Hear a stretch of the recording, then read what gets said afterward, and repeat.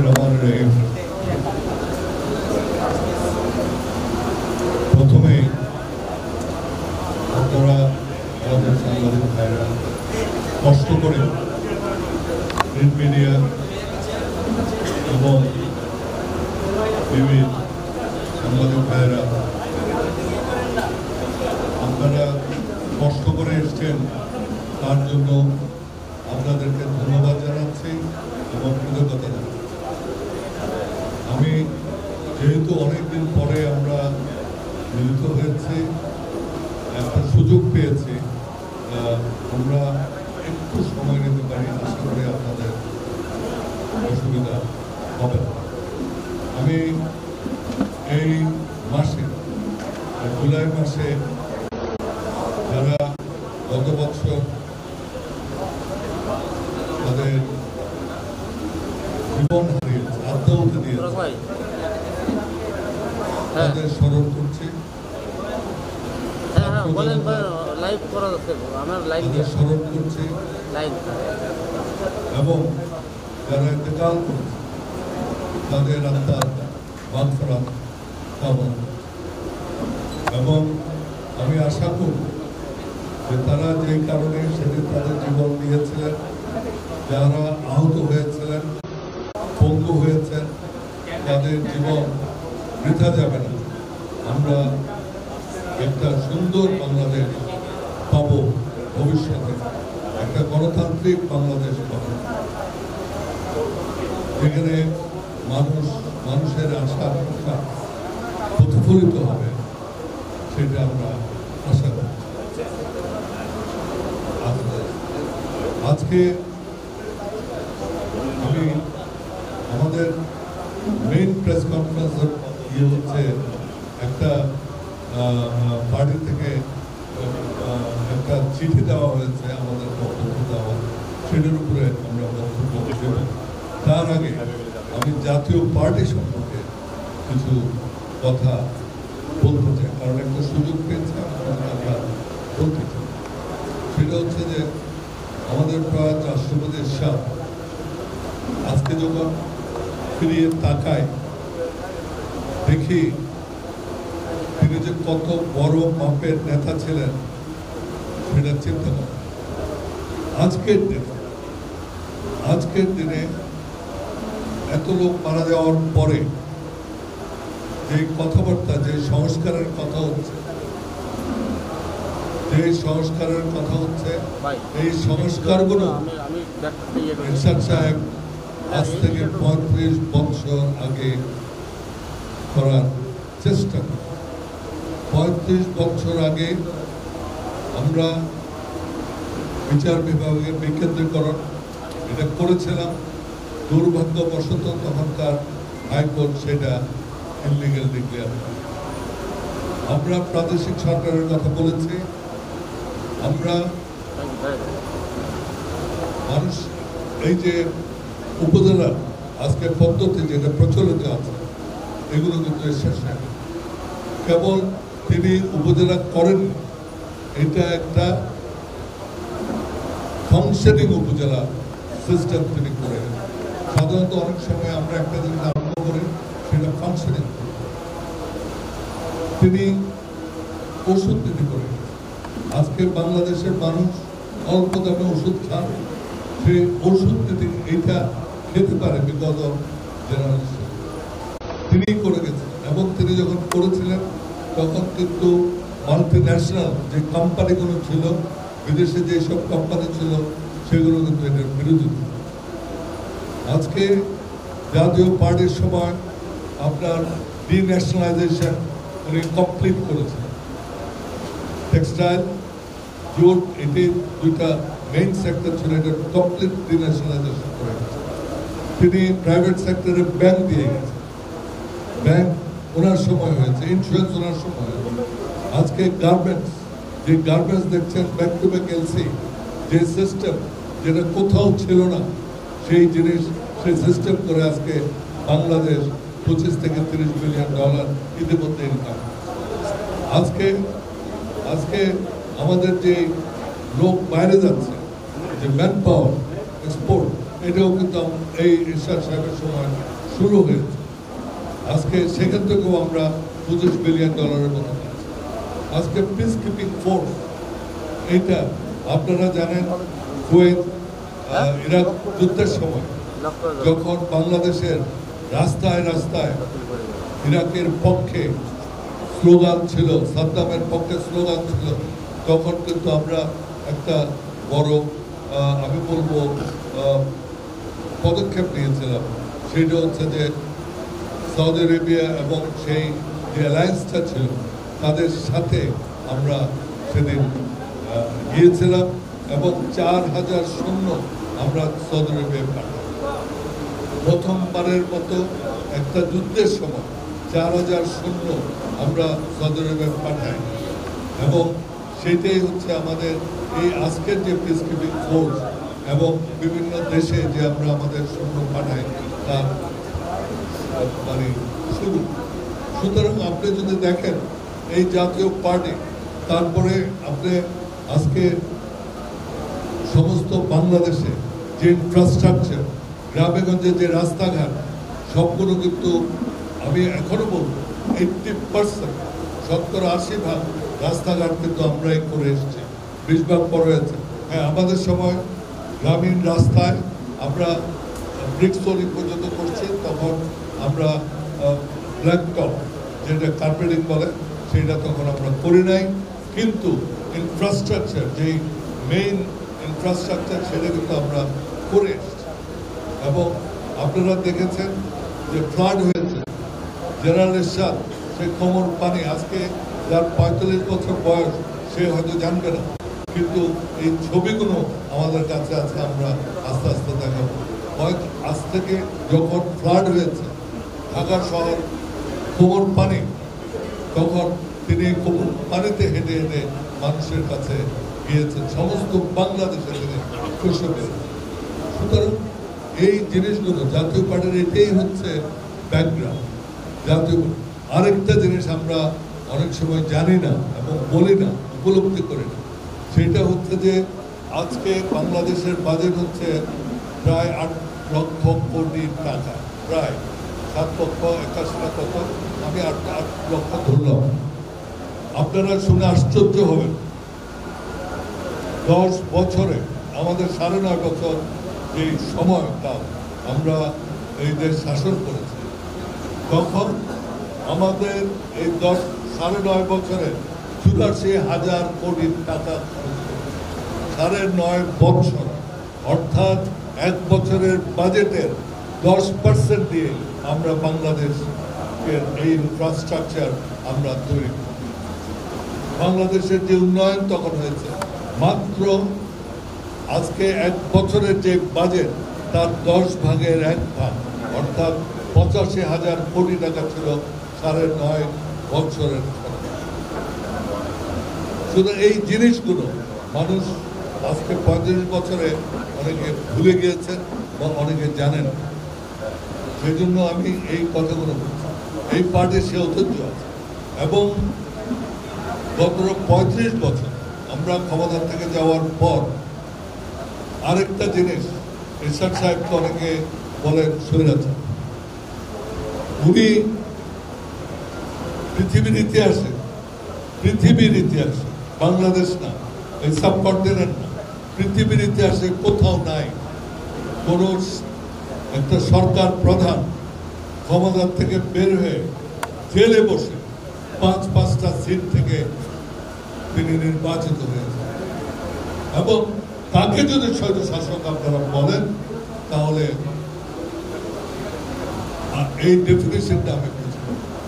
যারা বলেন অনেক শিক্ষিত লোক, অনেক যারা সুশীল সমাজের ব্যক্তিত্ব, তারা বলেন, যারা একটা চেয়ারম্যান হতে পারেননি ইউনিয়ন পরিষদের, তারাও বলেন। আর এই ভদ্রলোক যাকে স্বৈরাচার বলা হতো, তিনি জেলে বসে 5টা সিট থেকে, এবং একবার না, 3-3বার, কয়েকবার তিনি যতবার ইলেকশন করেছেন কেউ তাকে নেবেন। তো কথা হচ্ছে যে আমরা ইমোশনাল না হয়, আমাদের যদি দেখি জাতীয় পার্টি এবং জাতীয় পার্টির প্রতিষ্ঠাতা তিনি যে কাজ করে গেছেন, এগুলো চিন্তা করে। আজকে আজকে আমি বলতে চাই যে আমাদের 35 বছর, 90-এর পরে 35 বছর আমরা জাতীয় পার্টি আজকে অনেক এগিয়ে যেতে পারিনি।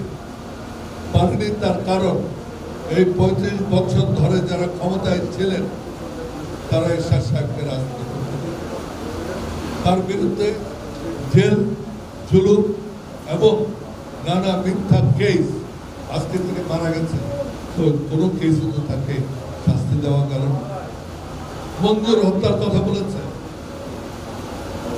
কই এত বছর ট্রায়াল করে তো তারপরও ইয়ে দিতে পারেন, জাজমেন্ট দিতে পারেন। আমাদের সময় আরেকটা কথা আমি বলি, আমরা জাতীয় পার্টি কত গণতান্ত্রিক মনা। আমি আমার কয়েকটা বক্তব্য বলেছি, জাতীয় পার্টি কোনো বিপ্লবী পার্টি না, এটা আমরা বিপ্লব করতে আসিনি। আমরা একটা গণতান্ত্রিক পার্টি, সংবিধান আছে, আমাদের গণতন্ত্র আছে, তার মধ্যে দিয়ে আমরা কাজ করি। আমরা বিশ্বাস করি নির্বাচনের মাধ্যমে মানুষকে সচেতন করে সরকারে যে দেশের সেবা, সেটাই আমরা চেষ্টা করছি, কিন্তু সেটা আমরা করতে পারিনি।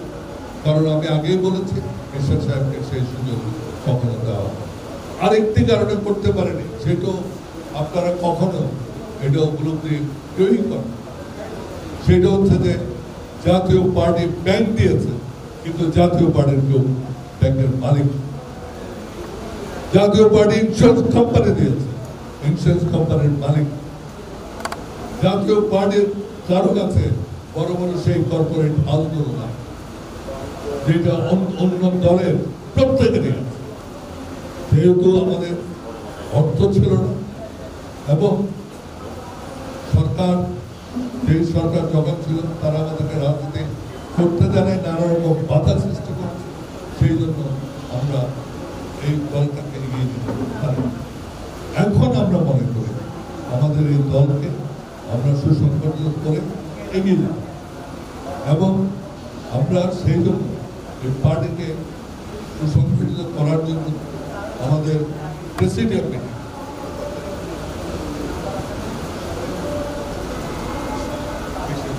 20 মে আমাদের প্রেসিডিয়াম মিটিংয়ে আমরা কয়েকটি জিনিস উত্থাপন।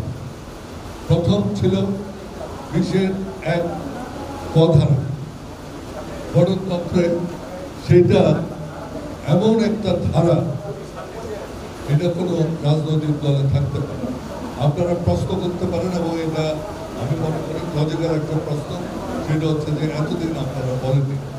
আসলে এতদিন এই ধারাটা কখনো এইভাবে ব্যবহার হয়নি, এবং আমরা যখন দেখলাম এই ধারার ব্যবহারের মাধ্যমে এই পার্টিটা সম্পূর্ণ শেষ হয়ে যাচ্ছে, তখন এই 20 মের সভায় আমরা বললাম যে 20-এর এক ধারা এটা বাতিল করব। এবং আমি জাস্ট অপারেটিভ পার্টটা পড়ছি। এই ক্ষমতা বলে, মানে চেয়ারম্যান 20-এর এক ধারার যে ক্ষমতা দিয়েছে, এই ক্ষমতা বলে তিনি প্রয়োজন বোধে প্রতিটি স্তরের কমিটি গঠন, পুনর্গঠন, বাতিল, বিলোপ করিতে পারেন। তিনি যে কোনো পদ সৃষ্টি বা অবলুপ্ত করিতে পারেন। চেয়ারম্যান জাতীয় পার্টির যে কোনো পদে যে কোনো ব্যক্তিকে নিয়োগ, যে কোনো পদ হইতে যে কোনো ব্যক্তিকে অপসারণ ও যে কোনো ব্যক্তিকে তাহার স্থলাভিষ করতে পারে। এই জিনিসে অর্থাৎ এখানে গণতন্ত্রের গড়, এখানে আজকে এই যে আমরা 25শে মে, আসলে আমরা সেদিন সিদ্ধান্ত নিয়েছিলাম 28শে জুন আমরা আমাদের কাউন্সিল করব, সেখানে কয়েকটা জিনিস বলা হয়েছে। এটা একটা, আরেকটা ছিল আপনার আর্থিক স্বচ্ছতা। আমরা বললাম যে আর্থিক স্বচ্ছতা আমাদের আনতে হবে। কারণ এতদিন আমরা জানতাম না, আমরা জানতে পারলাম আমাদের যে গত নির্বাচনের সময়, আগেরগুলো আমি জানি না, গত নির্বাচনের সময় ফর্ম বিক্রি করে প্রায় 2.5 কোটি টাকার উপরে আমরা পেয়েছি। সেই টাকা 1 টাকাও আপনার আমাদের ব্যাংক অ্যাকাউন্টে জমা হয়নি এবং এটার কোনো হিসাব নেই। আমাদের নারী যে আসন ছিল 2টা, সেটার জন্য তারা কিছু ডোনেশন অনুদান দিয়েছিলেন, সেই অনুদানেরও কোনো হিসাব আমরা পাইনি এবং এগুলো ব্যাংক অ্যাকাউন্টে দেওয়া এবং চাঁদার টাকারও কোনো হিসাব নিকাশ কোনো কিছু নাই। সুতরাং এইগুলোর ব্যাপারে আমরা বলছি স্বচ্ছতা আনতে হবে এবং আপনাকে এই স্বচ্ছতা মাধ্যমে সমস্ত আয় ব্যয়ের হিসাব আমরা কি পেয়েছে কি পাইনি এগুলো আনতে হবে। কারণ একটি দল সে যদি নিজের তার মধ্যে গণতন্ত্র না থাকে, একটি দল তার মধ্যে যদি এই আপনার অ্যাকাউন্টেবিলিটি না থাকে, সেই দল কোনোদিন দেশের ক্ষমতায় এসে আমরা কোনো কিছু ভালো করতে পারি। কেন এগুলো করছি? আমরা দেখছি ভবিষ্যতে একটা এই পরিবর্তিত যে অবস্থা এসছে, সেখানে আমরা এই দলটার একটা বিরাট সম্ভাবনা আছে এবং সেটাকে যাতে আমরা করতে পারি, আমরা দলকে শক্তিশালী। তৃতীয় আমরা বলেছিলাম যে আমাদের দলের মতো অনেক বিভক্তি হয়েছে, সেই বিভক্তিগুলো মিটিয়ে অনেকে বলছেন আমরা দল ভাঙছে। আসলে 20 মের যে সভা হয়, প্রেসিডেন্ট সভা, সেখানে কিন্তু বিভক্তির জায়গায় আমরা ঐক্য চেয়েছিলাম যে যারা চলে গেছে, যেমন আপনার রানা হোসেন মঞ্জু, আমাদের শেখ শহীদ, আমাদের তাদের চিরশোষিত এখানেই আছেন, আবুল হোসেন বাবলা, পেপা, আপনার সেন্টু, আব্দুল সত্তার, এরা অনেকে, জামাল হায়দার, এদের সবকে আমরা একত্রিত করে আবার জাতীয় পার্টিকে শক্তিশালী করতে চাই। যেটা আমি আগেই বলেছি যে আমি দেখতে পাচ্ছি আমাদের একটা সম্ভাবনা আছে। তাকে যখন বলা হলো চেয়ারম্যান সাহেবকে, তিনি এক পাতেও রাজি হলেন না। তিনি 20-এর 1 পদ ছাড়া তিনি বললেন যে আমি পার্টি চালাতে পারি, অর্থাৎ তার সমস্ত ক্ষমতা থাকতে হবে। এবং তিনি আরো বললেন আমি যা বলবো সেটাই পার্টির পলিসি।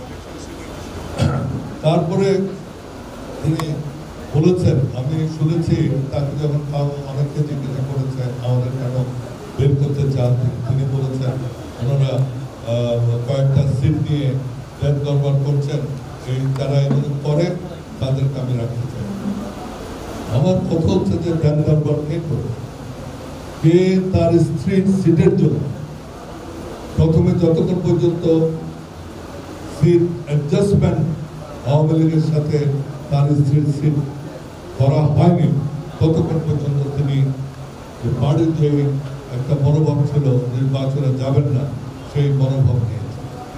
যেই সেই অ্যাডজাস্টমেন্ট করা হবে, যেই তার স্ত্রীকে শরীফা কাদের, ওনাকে যখন উত্তরায় একটা সিট অ্যাডজাস্টমেন্ট করা হলো আওয়ামী লীগের সাথে, তখন তিনি বললেন আমি নির্বাচন। এবং সবচেয়ে আশ্চর্য ব্যাপার, নির্বাচন করতে করতে তিনি নির্বাচন থেকে উইথড্র করে কেন করেছেন এটা আপনারা ভালো বুঝবেন। এবং এই একটা সেটের জন্য এখানে ফিরোজ রশিদ আছেন, এখানে বাবলা আছেন, তারপরে আমাদের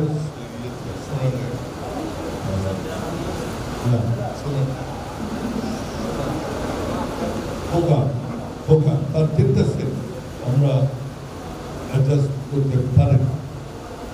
এই হচ্ছে ওনার, এবং পার্টিটাকে এমন একটা জায়গায় নিয়ে এসছে যেটা আমি বলেছি টাকা নিয়ে চলে যাওয়া, এগুলো কিন্তু ওনারা তাদের পরিবারের মধ্যে, সুতরাং এগুলো আমরা বাধা দিয়েছি। তিনি আমাদেরকে বলছেন আমরা পার্টি, তিনি যে প্রেসিডিয়াম মিটিং এর কথা বলছেন 28শে জুন, সেই প্রেসিডিয়াম মিটিং তিনি ফোরাম হয় নাই, এবং উনি ডাকতেও পারেন। আমাদের যে গণতন্ত্র আছে,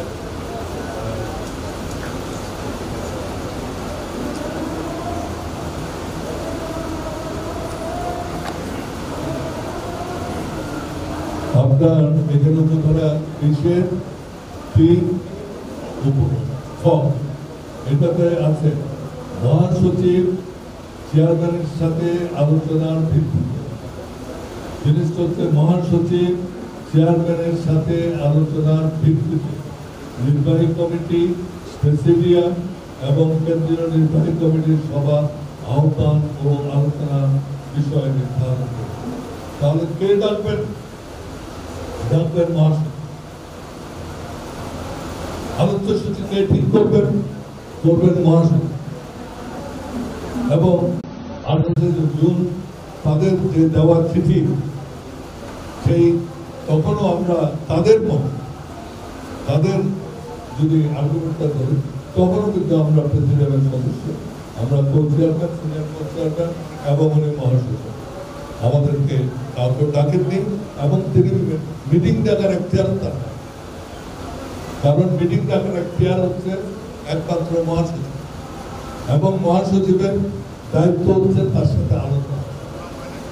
কোরমও হয়নি এবং সে কোরম হয়নি কোথায়? অধীন 5 জন ঢুকিয়ে 5 জন সদস্য, 7 জন সদস্য তারা বাইর করলো, 5 জন ঢুকালো, সেই 5 জনকে নিয়েও তারা কোরম করতে পারে। সুতরাং সেই প্রেসিডিয়াম মিটিং এর দোহাই দিয়ে যে সিদ্ধান্তের কথা বলছেন, এই সিদ্ধান্ত সম্পূর্ণরূপে বেআইনি এবং অবৈধ। সুতরাং আমি মনে করি আমরা এখনো পার্টিতে সপথে বহাল আছি এবং মহাসচিব আমাদের মুজিবুর রহমান শূন্য। এবং আমরা, আপনারা দেখেছেন পার্টি ভাঙার অভিযোগ আমাদের বিরুদ্ধে আছে, আর আমাদের চিঠিতে চিঠিতে দিয়েছে যে আমরা এগেনস্টে পার্টির বিরুদ্ধে আমরা কাজ করছি। পার্টির বিরুদ্ধে কি কাজ করছি? আর সবচেয়ে বড় জিনিস হচ্ছে যে আপনি যখন সম্মেলন ডিক্লেয়ার করবেন, সম্মেলন ডিক্লেয়ার করার পরে, কাউন্সিল ডিক্লেয়ার করার পরে আপনি আর পরিবর্তন এইসব করতে পারবেন। কেন করতে পারবেন আমি বলি, আপনি কাউন্সিল ডিক্লেয়ার করবেন, আমি নিজেকে ক্যান্ডিডেট ঘোষণা করব, তখন ওই চেয়ারম্যান তো আমাকে বের করে দিতে পারে, তাহলে তার কোনোদিন এখানে কোনো নির্বাচনে যেতে পারবে, কোনো নির্বাচন হতে পারবে। যেই নির্বাচনে দাঁড়াবে তাকে বলতে যায় আপনাকে এবং সেটা। সুতরাং এন্টায়ার জিনিসটা আমরা দুইটা স্টেটমেন্ট স্টেটমেন্টটা আমরা কি বলেছি? আমরা বলেছি যে আপনার 20-এর 1 এটা ইয়ে করেন, বাতিল করেন। তারপরে হচ্ছে যে আমাদের আমরা হিসাবের কথা বলা হয়েছে, আর হচ্ছে যে আমরা বৃহত্তর ঐক্যের কথা বলা। এই 3টা জিনিসের কথা আমরা বারবার আমাদের এবং পাবলিকলি আমরা এখনো এমন কোনো কিছু করি নাই যেটাতে কেউ বলতে পারবে যে আমরা পার্টির স্বার্থের বিরুদ্ধে। হ্যাঁ, আমরা পার্টির গণতন্ত্র পরিবর্তনের কথা বলেছি, আমরা আর্থিক স্বচ্ছতার কথা বলেছি, আমরা বৃহত্তর ঐক্যের কথা বলেছি। এই 3টাই আমাদের মেইন পয়েন্ট। সুতরাং আমরা মনে করি যে আমরা সকলেই আমাদের শপথে আছি এবং তিনি যেসব নিয়োগ দিয়েছেন সেগুলো অবৈধ। বর্তমানে যাকে সব ঘোষিত বলবো আমি, মহাসচিব, তিনিও সেখানে নাই। মহাসচিব একজন, সেটা হচ্ছে যে মুজিবুর রহমান। আর আজকে এখানে যারা বসে আছে, এখানে প্রায় সকলেই আমরা হচ্ছে প্রতিষ্ঠাতা সদস্য। আমরা প্রতিষ্ঠা লগ্ন থেকে আমরা এই পার্টিতে আছি এবং এই পার্টি করছি এবং আমরা আশা করি ভবিষ্যতে এই পার্টি। আরেকটা কথা আপনাদের আমি বলতে চাই আজকে এগুলো আমরা বলতে চাই আমরা চাইনি আমরা যে আমাদের যে পাবলিক স্টেটমেন্টগুলো আপনারা দেখবেন সেগুলো একটা শালীনতার মধ্যে এবং absolutely do with the party constitution আজকে জেএম কাদের সাহেব আমিও এই পার্টির অ্যাক্টিং চেয়ারম্যান ছিলাম আমাকে যখন অ্যাক্টিং চেয়ারম্যান করে তখন ঈশ্বর সাহেব আমার পাশে বসে প্রেস কনফারেন্স করে তিনি আমাকে অ্যাক্টিং চেয়ারম্যান বানান আর জেএম কাদের কিভাবে অ্যাক্টিং চেয়ারম্যান হন রাতের অন্ধকারে যে লোকটি তখন মৃত্যু পথ যাত্রে রাত 11টা থেকে 12টার মধ্যে তাকে জোর ঘুম থেকে উঠিয়ে জোর করে তার সিগনেচার নেওয়া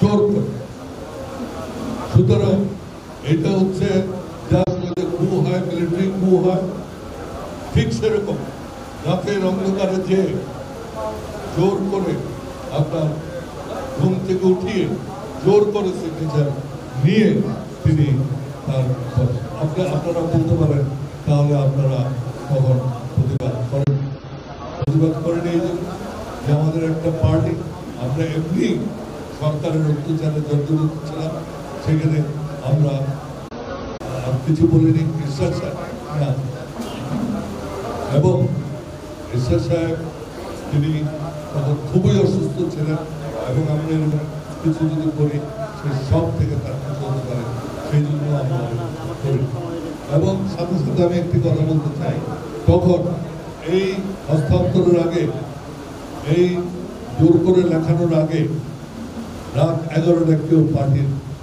ক্ষমতা হস্তান্তর একটা গণতান্ত্রিক পার্টির ক্ষমতা বা আরেকজনকে দায়িত্ব দেওয়া সেটা রাতের অন্ধকারে 12টার সময় ঘুম থেকে উঠিয়ে কেউ দেয় তিনি অসুস্থ এবং সেগুলো কিন্তু ভিডিও ফুটেজ আছে আপনারা দেখতে পান এর আগে জনাব রুহুল আমিন হাওলাদারকে এরশাদ সাহেব একটা লিখিত কাগজটা এখনো আছে দায়িত্ব দিয়েছিল তাকে অ্যাক্টিং চেয়ারম্যান এবং তাকে এই পার্টি চালানোর দায়িত্ব দিল তিনি বলেছিলেন স্যার আপনি বেঁচে থাকতে আমি এই দায়িত্ব নিতে পারবো আপনি বেঁচে থাকাকালীন আমি এই দায়িত্ব নিতে পারবো না এই চিঠি ওনার কাছে আছে আপনারা দেখতে চাইলে আমরা পরবর্তীতে এগুলো পেশ করতে পারি সুতরাং তার ক্ষমতা নেওয়া সেটাও আপনারা চিন্তা করেন ক্ষমতা আমি যদি ওনাকে আজকে বলে যে ঠিক আছে আমি চেয়ারম্যান আছে ওনাকে চেয়ারম্যান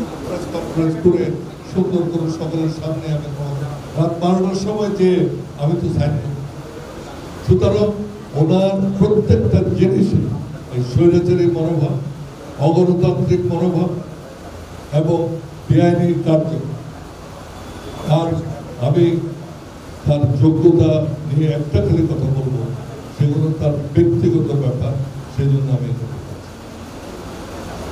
সেটা তার পারিবারিক ব্যাপার ব্যক্তিগত ব্যাপার সেটা তিনি বুঝবেন তার পরিবার বুঝবে আমি ওই ব্যাপারে কিছু বলবো তবে যিনি আমাদের দলকে নেতৃত্ব দেবেন তার সেই সব ব্যক্তিগত যে সমস্যাগুলো আছে সেগুলো সেই জন্য আমরা এখনো বলবো চলেন আমরা ঐক্যবদ্ধভাবে পার্টি করি সম্মেলনে ডিসাইড হোক কে থাকবে না থাকবে আপনার তো পার্টির চেয়ারম্যান আছে আপনার সম্মেলন করে আপনার সেখানে সিদ্ধান্ত কাউন্সিলে হয়ে যায় আপনার counselling is the highest body সেই কাউন্সিলে আমরা যাই কিন্তু আপনি কাউন্সিল করবেন 28শে জুন কাউন্সিল করার অল্টারনেটিভ ভেন্যু ছিল আপনার আমাদের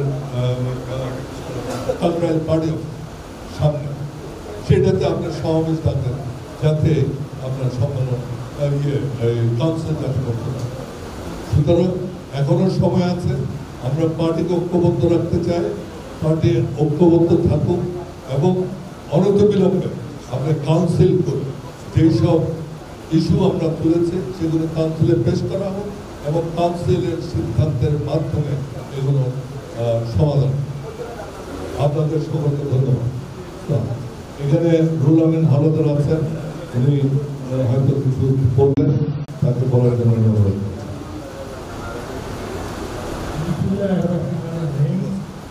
আমাদের প্রিয় নেতা এবং দীর্ঘ 25 বছরের আমরা একযোগে কাজ করেছি। সাবেক পররাষ্ট্রমন্ত্রী মাহমুদ এবং আমাদের বন্ধুগণ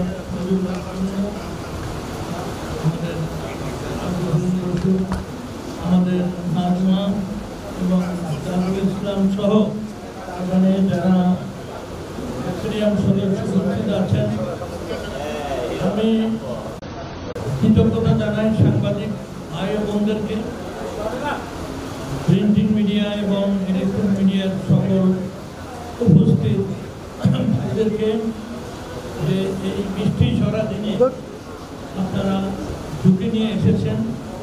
আমাদের দলের পক্ষ থেকে আমি অভিনন্দন জানাই, কৃতজ্ঞতা জানাই।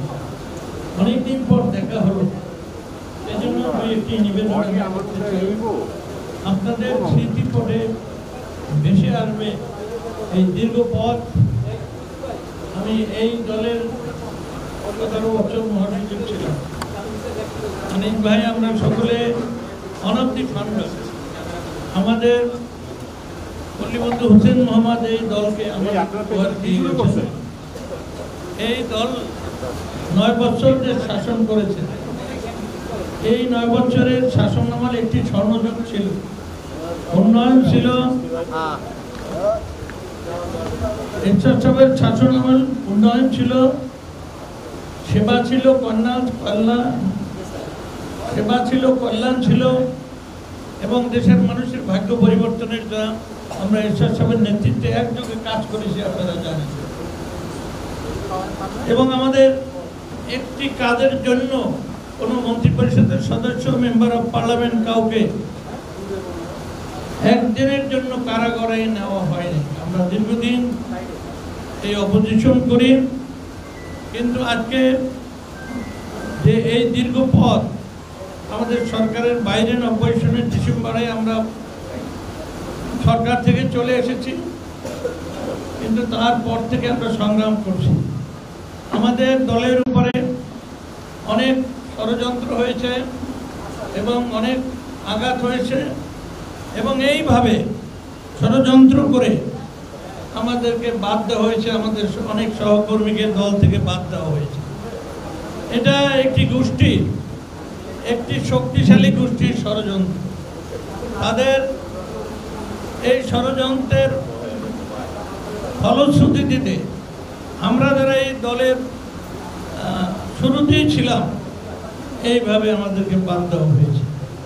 আনোয়ার হোসেন মঞ্জুকে ষড়যন্ত্র করে, শেখ শহীদকে ষড়যন্ত্র করে বাদ দেওয়া হয়েছে, জামাল হায়দারকে বাদ দেওয়া হয়েছে এবং সাত্তার ভাই অত্যন্ত বিনয়ী মানুষ, জামালপুরের কীর্তি সন্তান।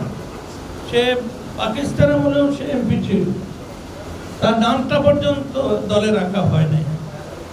এবং এই নির্মম নিষ্ঠুর আঘাত জিএম কাদের এরশাদের ভাই হিসাবে কিভাবে করলেন, আমি যখন ভাবি আমার ঘুম ভেঙে যায়। আমি দেখি যে এই নিষ্ঠুর মানুষটির হাতে এই দলটা পড়ল, আমাদের কোথাও নিশ্চয়ই কোনো অপরাধ আছে। মানুষ দলে লোক নিয়ে আসে, মানুষ ক্ষমতায় যাওয়ার জন্য দলকে ঐক্যবদ্ধ করে, সুসংগঠিত করে, তৃণমূল পর্যায়ে দলকে নিয়ে যায় মানুষের সমর্থন আনার জন্য। এটাই গণতান্ত্রিক নীতিনীতি। আজ সে একা ঘরে রইল। এই গত 8 বছরে সে 10,000 লোকের একটি জনসভা কোথাও করতে। সাংবাদিক ভাইদেরকে আমি অনুরোধ করব, আপনারা স্মরণ করে দেখেন। তাকে বারবার বলেছি দলকে শক্তিশালী করেন, ঐক্যবদ্ধ করেন, যারা চলে গেছে তাদের নিয়ে আসেন। প্রতি 5 বছর পরে, আমি তো অনেকদিন ধরেই দেখতেছি ক্ষমতার বাইরে 5 বছর পরে যখন নির্বাচন আসে, নানা রকম একটা পরিস্থিতি সৃষ্টি হয়। সেই সৃষ্টির সময়, পরিস্থিতির সময় দল যদি শক্তিশালী করা যায়, মানুষের আস্থা পাওয়া যেত, বা যাবে, কিন্তু উনি এদিকে কখনো খেয়াল রাখেন না। উনি ঢাকার কোনো একটি গলিতে বসে পত্রিকায় অথবা নিজের মতো রংপুরে গিয়ে এক একটা বক্তৃতা দিয়ে দেশের মানুষকে আহত করেছেন, ব্যথিত করেছেন এবং দলকে ক্ষতিগ্রস্ত করেছেন। অনাকাঙ্ক্ষিত এই বক্তব্যগুলো আমরা যারা ত্যাগী মানুষ আমরা আশা করি। তাকে ভাই হিসেবে, তাকে পার্টির চেয়ারম্যান হিসেবে অনেক শ্রদ্ধা করে আসছি, কিন্তু আমার হৃদয়ে অনেক বড় ব্যথা। কারণ এই দলের লক্ষ লক্ষ নেতা কর্মীদেরকে নিয়ে এই ৬৪টা জেলায় আমি বারবার গিয়েছি দলকে সংগঠিত করার জন্য। তিনি কি 10টি জেলায় কখনো গিয়েছেন? আমি 4 বছর পূর্বে তাকে পটুখালি নিয়ে গিয়েছিলাম, তখন হাজার হাজার লোক ছুটে আসছে, ভক্ত মানুষগুলো। আমার মনে একটা আশা এসেছে, যে বিশ্বাস এসেছে, আস্থা এসেছে যে দল আগামী দিনে ক্ষমতায় যাবে। কিন্তু তিনি সেটা আমি বললাম, আমরা সকলে বললাম প্রত্যেক জেলায় প্রত্যেক বিভাগে বড় বড় সমাবেশ করি আসেন। আমি বরিশালে বললাম যে আমি অর্গানাইজ করতে চাই, তার ইশারায় তার লোক দ্বারা আমি এত নেগেটিভ কথা বলতে চাই না, তারা মিটিংটাকে ভেঙে দেবে। আমি আশাহত হলাম, যেখানে আমি 45 বছর বরিশাল জেলা হেডকোয়ার্টারে আমি রাজনীতি করে আসছি, সেখানে আমাদের দলকে টুকরো টুকরো করে দিয়েছেন সে। এই যে তার অরাজনৈতিক আচরণ দলকে স্তব্ধ করে দিয়েছে বারবার। সেই জন্য আজকে আমরা এখানে একত্রিত হয়েছি। কেন? তার চিঠি পেয়েছি। তাদের ভাই, আপনার চিঠি আমার হাতে এসেছে, আপনার যে মানে লাভ লেটার সেটা আমরা পেয়েছি, কিন্তু আমরা আপনাকে বহিষ্কার করি নাই, আমরা আপনাকে ফেলে যেতে চাই না। আমরা দলকে শক্তিশালী করব, আবার বৃহত্তর ঐক্য করে আপনাকে আমরা আবার বলবো আসেন, আপনাকে আমরা সম্মান দেব। কিন্তু দল ভাঙবে, দল ছোট হবে, এই রাজনীতি আমরা করব। এবং আনিস ভাই আমাদের দলের একটি অহংকার, তিনি এই দায়িত্ব নিয়েছেন যে আসল সবাই একত্রিত হবে। এবং কাদের সাহেব কেন এই কাজটি করলেন, তার কি হয়েছিল, তার কি অসুস্থতা আসছে নাকি, এটা পরীক্ষা করার প্রয়োজন আছে। কারণ মানুষ একটা মানুষকে আপন করা, ভালোবাসা, কাছে নেওয়া, তার সহযোগিতা নেওয়া, তাকে সহযোগিতা, এইটা কত কঠিন কাজ। আর সেখানে ইজি গোয়িং আপনি চিঠি দিলেন আমাদেরকে, আমরা চিঠি পেয়েছি, কিন্তু এটা কোনো সুস্থ রাজনীতিবিদ এই ধরনের কাজ করতে পারে না। আমাদের ঘামে, আমাদের পরিশ্রমে, আমাদের টাকায়, আমাদের সারা দেশের মানুষের কাছে যাওয়ায়, আমাদের আবেদনে মানুষ সাড়া দিয়েছে। আর আপনি আজকে আমাদেরকে দল থেকে অব্যাহতি দিলেন, সারা দেশের মানুষ আর জবাব প্রাথমিক সদস্য পর্যন্ত আপনি রাখেন নাই। আপনি কোন সময় থেকে রাজনীতি করেছেন আমার জিজ্ঞাসা, এটা কি রাজনৈতিক আচরণ? আপনি যদি একজন সেনাবাহিনীর সদস্য হয়েছেন, তাও আমি মনে করি যে ঈশ্বর সাহেব সেনা প্রধান ছিলেন, তিনিও এই কাজটি করতেন। তিনি আমাকে মহাসচিব কিছুদিনের পদ দিয়েছিলেন, তারপর প্রেসিডেন্টের সদস্য রাখছেন, স্পেশাল অ্যাসিস্ট্যান্ট রাখছেন, আবার মহাসচিব করছেন, আবার আমাকে বলেছেন অনেকের সামনে যে তুমি এই দায়িত্ব নাও চেয়ারম্যান। যে কথা আনিস ভাই বললেন, আমি সেই কথাই বলেছিলাম যে স্যার আপনি থাকতে এই দলের চেয়ারম্যান হওয়া, ভারপ্রাপ্ত চেয়ারম্যান হওয়া, এই নিষ্ঠতা আমি রাখি না, আমি আপনাকে ভালোবাসি। আপনার নামটি যথেষ্ট স্যার, আপনি ঘরে থাকেন, দল আমরা অর্গানাইজ করবো। তো যাই হোক, আমরা আমার আরো কয়েকজন কলিগ আছে, বিশেষ করে ফিরোজ ভাই, তিনিও ব্যথিত হৃদয়ে দুই একটি কথা বলবেন, আমি তাকে বলেছি এখানে আপনাদের জানানোর জন্য। যেহেতু আপনাদের কলমে, আপনাদের লেখায়, আপনার ছবি আঁকায় আমাদের সহকর্মীরা গ্রামে শহরে জানতে পারবে যে আমরা কেমন আছি এবং কেন আমাদেরকে এই টেলিভিশনে সামনে দাঁড়াতে হলো। জিএম কাদের সব নাই, আমরা সকলকে নিয়ে আমরা এখানে বসেছি, মানুষের জানানো দরকার। সেরকম দু একটি কথা বললাম। আপনাদের সাথে ইনশাল্লাহ যদি বেঁচে আসি বারবার দেখা হবে। আপনাদের সকলের দোয়া কামনা করে আমি এখন মাইক দিচ্ছি কাজী ফিরোজ রশিদ সাহেব, যিনি বহুবার মন্ত্রী ছিলেন, সংসদ সদস্য ছিলেন, বীর মুক্তিযোদ্ধা, একটা সংগঠন করছেন, আমি তাকে দিচ্ছি। আমরা এক হয়ে যে মূল কথা হইল যে যেখানে আছে সবাইকে নিয়ে আমরা একাত্রে আবার উত্তরপুরি যাত্রা শুরু করতে। এই চলার পথে আপনাদের সহযোগিতা, সহানুভূতি, ভালোবাসা দেখা হবে ইনশাআল্লাহ। কাজী ফিরোজ রশিদ সাহেব বলবেন।